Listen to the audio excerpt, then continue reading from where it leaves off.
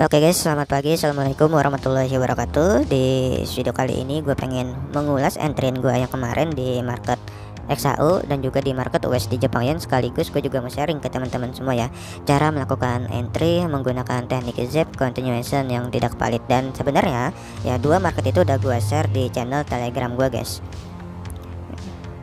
Nah ini ya, jadi yang pertama yang gue share adalah USD Jepang Yen di time frame M5, dan ini analisis satu time frame ya, dan gue melakukan entry sebanyak 5 layar dengan lot 0,10 dan gue dapat benar-benar di pucuk ya. Jadi plotting atau minusnya itu tipis banget ya, atau sekitaran 2 pip doang gitu guys ya. Nah kemudian yang kedua gue share juga untuk market XAU atau gold ya, dan ini juga dapat di dasar jurangnya ya, dan sampai sekarang itu harga terbang tinggi banget ya, dan gue pasang ke TP itu sekitar 60 pip gitu ya. Jadi kalau misalnya gua hold atau gua tahan itu bisa kemungkinan dapat sampai 150 pip. Ya begitulah trading ya guys ya, karena kita masuknya di time frame M5 ya, kita scalping aja. Ya scalping aja ini udah lumayan ya, bisa dapat nyampe 60 pip gitu ya. Oke, gua akan coba share ke teman-teman semua alasan gua kenapa akhirnya di gold gua berani entry buy, kemudian di USD Jepang Yen gua berani untuk melakukan entry sell, dan keduanya gua mendapatkan di ujung ya, bisa dibilang sebagai safe entry-nya. So langsung aja kita masuk ke chartnya guys. Oke, seperti yang teman-teman lihat ya, sekarang sudah berada di market USD Jepang Yen di time frame M5, dan di sini yang pertama kali kita bahas adalah di USD Jepang Yen. Kalau misalnya teman-teman lihat di sini harga sebelumnya adalah area sideways. Nah, dilanjut dengan adanya tren, yaitu uptrend. Kenapa? Karena di sini ada namanya struktur dari pergerakan harga. Bahkan juga ada struktur dari Bollinger Band. Ya walaupun ya struktur Bollinger Band ini enggak terlihat terlalu jelas, tapi dengan adanya gejolak seperti ini sudah menandakan adanya struktur dari Bollinger Band.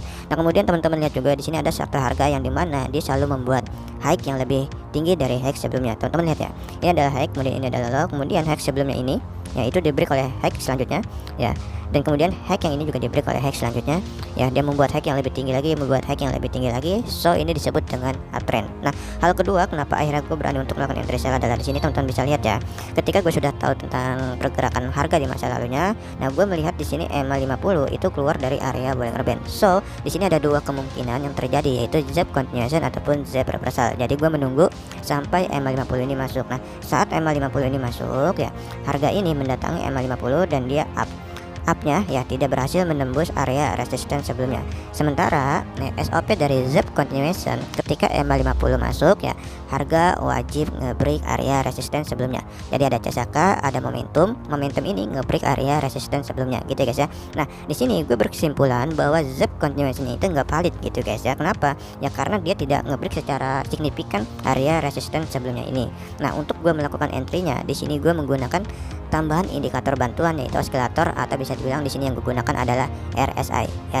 Jadi indikator osilator yang gue gunakan adalah di sini RSI dengan period standar ya guys ya, yaitu 14. Nah, kalau teman-teman perhatikan dari indikator osilatornya ya, teman-teman bisa lihat ya dari RSI-nya ya, di harga masa lalunya ini ya sekitar sini ya guys ya, ini sudah sampai di poin 80 bahkan lebih guys. Nah, kemudian ya dia membuat resisten yang sama tinggi, namun di indikator RSI-nya itu malah di bawah area 70 gitu guys. So dengan seperti ini sudah menunjukkan divergent, walaupun divergent itu kurang bagus ya. Harusnya divergent sempurnanya ya ini harus membuat lebih tinggi dari sebelumnya seperti ini, dan ini membuat yang lebih rendah dari sebelumnya. Jadi ini benar-benar divergent. Tapi dengan RSI yang menunjukkan di mana ini adalah poin 80, sementara di sini di bawah poin 70 dan harga sama rata, ini sudah menutup kemungkinan bahwa volume untuk USD Jepang Yen di time frame M5 itu sudah nggak kuat guys.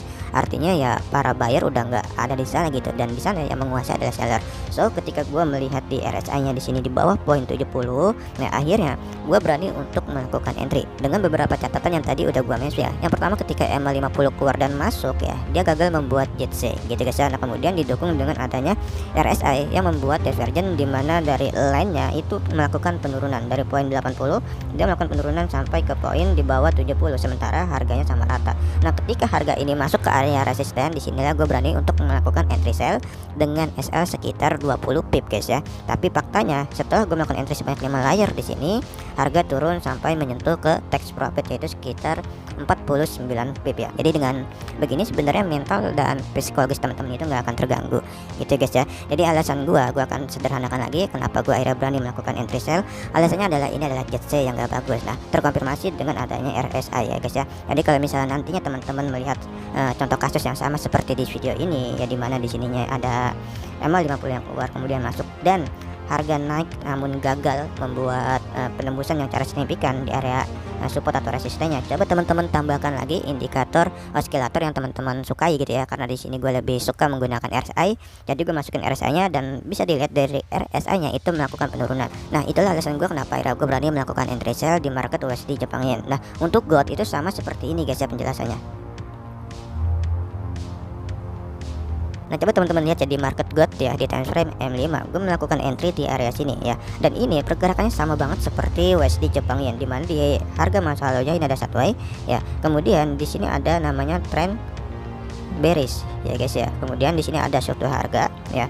Struktur harganya walau diperkecil itu kelihatan ya guys ya. Jadi ini bukan LB. Kalau LB itu ketika teman-teman perkecil atau sampai nggak kelihatan candlenya, itu benar-benar nggak kelihatan struktur harganya. Jadi ketutupan sama MA 510 high dan low-nya gitu guys ya. Tapi ini udah gue perkecil, ini tetap kelihatan struktur harganya ya. Ini low, ini high, dia membuat low yang lebih rendah, membuat high, membuat low, membuat high, dan dia membuat low, kemudian membuat high yang lebih tinggi dari high sebelumnya ini guys, gitu guys ya.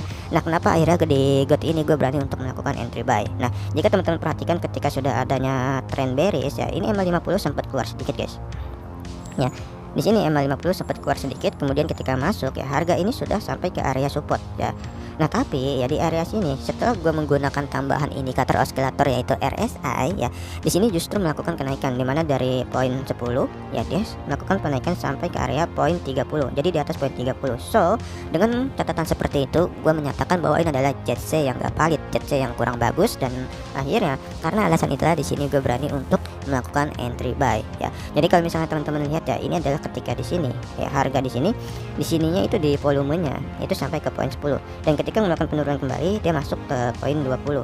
Jadi harga semakin rendah sementara di RSI nya semakin tinggi ya. Nah, ketika datang ZC yang gagal nge-break area support sementara di line dari RSI nya di atas 30, disitulah gue berani untuk melakukan entry buy ya. Jadi entry buy nya ini benar-benar minim resiko ya. Kalaupun misalnya dia sampai ke bawah sekitar 20 pip ya, kita nggak terlalu rugi banget ya, dan kita bisa memaksimalkan profitnya. Kenapa ya? Karena kita dapat benar-benar di bawahnya gitu guys ya. Dan gue masang TP di area sini itu sekitar 60 pip. Nah, kalau misalnya gue lanjutin ya, misalnya TP nya sampai di area atas ini, itu sudah bisa dapat sekitar 150 pip. Padahal tradingan gua di time frame M5, dan ini analisis satu time frame ya guys ya.